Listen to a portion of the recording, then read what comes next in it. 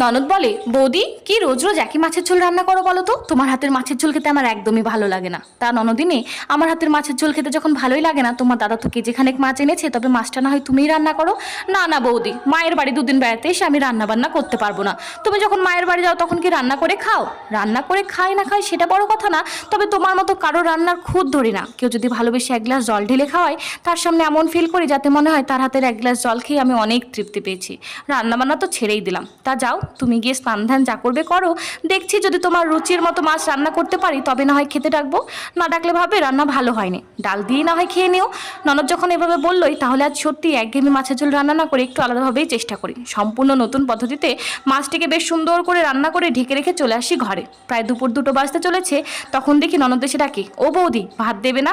না গো, মাছের ঝোলটা আজ এত বাজে রান্না হয়েছে যে বাড়ির সবাই দুবেলার মাছ একবারেই খেয়ে নিয়েছে, তোমার জন্য এক পিসও বাদ রাখেনি।